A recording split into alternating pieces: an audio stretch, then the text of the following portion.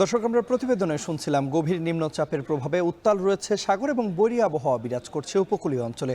স্বাভাবিকের তুলনায় বাড়ছে জোয়ারের পানির উচ্চতাও। এ নিয়ে আমরা আরও বিস্তারিত জানতে চাই। আমাদের সঙ্গে কক্সবাজার থেকে যুক্ত আছেন সহকর্মী মন্তোষ বেদজ্ঞ এবং নোয়াখালীর হাতিয়া থেকে যুক্ত হয়েছেন সহকর্মী নাসিম শুভ। প্রথমেই যাচ্ছি মন্তোষের কাছে খবরাখবর জানতে। মন্তোষ, জানাবেন যে এই মুহূর্তে মেরিন ড্রাইভের যে ক্ষয়ক্ষতি, সেই ক্ষয়ক্ষতি সম্পর্কে আপনার কাছে জানতে চাইব। পাশাপাশি উপকূলে এখন কেমন আবহাওয়া বিরাজ করছে বিস্তারিত জানাবেন আমাদের। তন্ময়, কক্সবাজার উপকূলে আসলে থেমে থেমে বৃষ্টিপাত হচ্ছে গত 2 দিন ধরে, এবং আজকেও বৃষ্টিপাত অব্যাহত রয়েছে। থেমে থেমে বৃষ্টিপাত হচ্ছে এবং আকাশ এখনো মেঘলা রয়েছে। এখানে সাগরও কিন্তু বেশ উত্তাল রয়েছে। তবে যেহেতু দুপুরে বেলা 11টার পর থেকে ভাটা শুরু হয়েছে, এই মুহূর্তে সাগর সকালের তুলনায় কিছুটা শান্ত রয়েছে বলা যায়। তবে এখন পর্যন্ত সাগরের যে অস্বাভাবিক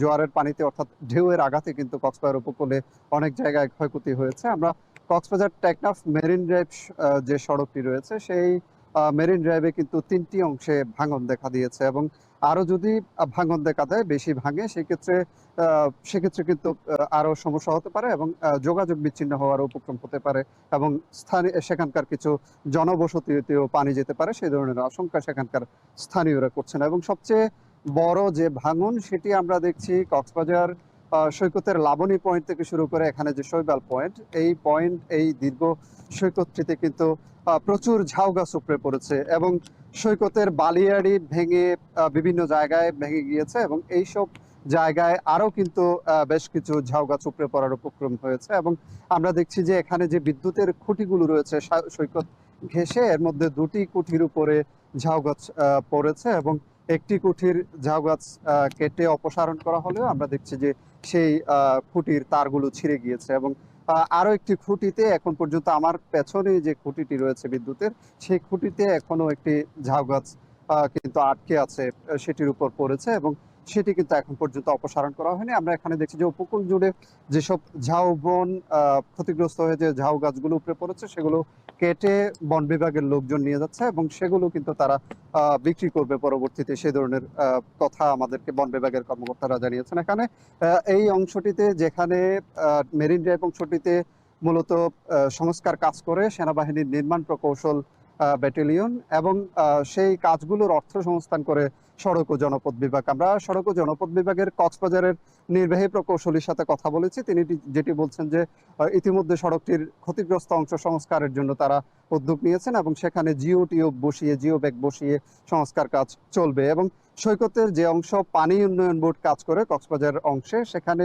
পানি উন্নয়ন বোর্ডও তাদের ঊর্ধ্বতন কর্তৃপক্ষকে এখানে ক্ষয়ক্ষতির বিষয়টি জানিয়েছে, এবং ঊর্ধ্বতন কর্তৃপক্ষের অনুমতি পেলেই তারা কিন্তু সংস্কার কাজ শুরু করবেন, জিও ব্যাগ বসানোর কাজ শুরু করবেন বলে আমাদের জানিয়েছেন। তন্ময়, এই ছিল সবশেষ।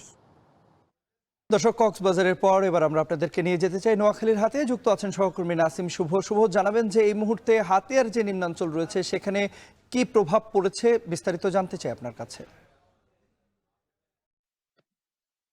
তন্ময়, একটি দুঃসংবাদ দিয়ে শুরু করতে চাই। আমরা কিছুক্ষণ আগে জানতে পেরেছি বিচ্ছিন্ন 2টি উপজেলা রয়েছে। বেশ কিছু জায়গায় কিন্তু আগে যে বেড়িবাঁধ রয়েছে, 3 কিলোমিটার মতো বেড়িবাঁধ ক্ষতিগ্রস্ত হয়েছে, যার কারণে আজ নদীর যে অস্বাভাবিক জোয়ার, সেই অস্বাভাবিক জোয়ারের পানি কিন্তু লোকালয়ে আরো বেশি প্রবেশ করতে শুরু করেছে। গতকাল সকাল থেকে কিন্তু নিম্নচাপের প্রভাবে মেঘনা এবং বঙ্গোপসাগর উত্তপ্ত ছিল, যার কারণে কিন্তু গতকাল দুপুর নাগাদে নোয়াখালীর হাতিয়ার বেশ কিছু এলাকার যে নিম্নাঞ্চলগুলো রয়েছে, নিঝুম দ্বীপ সহ সে সকল নিম্নাঞ্চলে কিন্তু পানি প্রবেশ করেছিল, যার ফলে সে সকল এলাকায় কিন্তু গতকাল দুপুর থেকেই জলাবদ্ধতা তৈরি হয়েছে। আজও কিন্তু সকাল থেকে ভাটার সময় নদীর অবস্থা কিছুটা স্বাভাবিক থাকলেও এখন কিন্তু নদী আবার উত্তপ্ত হয়ে গেছে। আমার পিছনে দেখতে পাচ্ছেন নদীর যে জোয়ার, সেটি অন্য স্বাভাবিক সময়ের তুলনায় 1 থেকে 1.5 ফুট অধিক উচ্চতায় প্রবাহিত হচ্ছে বলে স্থানীয়রা জানিয়েছেন, যার কারণে কিন্তু এই অঞ্চলে যে সকল নিম্নাঞ্চল, সেগুলো প্লাবিত হয়েছে এবং পানিবন্দী হয়েছেন নোয়াখালীর প্রায় কয়েক লক্ষাধিক মানুষ। পাশাপাশি আমি যদি জানি রাখি, নোয়াখালীর পাশে যে লক্ষ্মীপুরেও কিন্তু একই দৃশ্য আমরা খবর নিয়েছি। লক্ষ্মীপুরের 16টি ইউনিয়নের মানুষ কিন্তু গতকাল সকাল থেকে পানিবন্দী রয়েছেন। নোয়াখালী এবং লক্ষ্মীপুর থেকে গতকাল সকাল থেকে কিন্তু কার্যত যে নৌ চলাচলের ব্যবস্থা, সেটি বন্ধ রয়েছে। আজ সকাল থেকে হাতিয়ার সাথে 2-1টি ট্রলার, মাছ ধরার ট্রলার এবং যাত্রী পারাপারের যে ট্রলার, সেগুলো চলাচল করলেও দুপুর একটার পর থেকে কিন্তু ট্রলার চলাচল বন্ধ রয়েছে। আর যে মাছ ধরার ট্রলার গুলো ছিল নদীতে মাছ ধরছে, তারাও কিন্তু নদীর একেবারে কাছে দিয়ে চলাচল করছে এবং দূর সমুদ্রে যে সকল মাছ ধরার নৌযান ছিল সেগুলো কিন্তু তীরে ভিড়তে শুরু করেছে। তো আমি কথা বলেছি নোয়াখালীর যিনি পানি উন্নয়ন বোর্ডের নির্বাহী প্রকৌশলী রয়েছেন, তার সাথে তিনি জানিয়েছেন তারা কিছুক্ষণ আগে জানতে পেরেছেন যে 3টি ইউনিয়নের 3 কিলোমিটার মতো যে বেড়িবাঁধ সেগুলো আসলে আহ ভেঙে গেছে এবং সেগুলো ভেঙে যাওয়ার কারণে সে সকল বেড়িবাঁধ সংলগ্ন এলাকায় পানি প্রবেশ করতে শুরু করেছে এবং সে সকল এলাকায় যে সকল বাসিন্দারা রয়েছেন তারা কিন্তু তাদের যে দুর্ভোগ সেটি কিন্তু ক্রমশই বাড়তে শুরু করেছে। নদী এখনো উত্তাল থাকায় আসলে এই এলাকার মানুষ যারা রয়েছেন তাদের মনেও কিন্তু আতঙ্কের সৃষ্টি হয়েছে। তো তন্ময়, এই ছিল আসলে নিম্নচাপের যে প্রভাব সেটি নিয়ে আমার কাছে এখন অব্দি সব শেষ।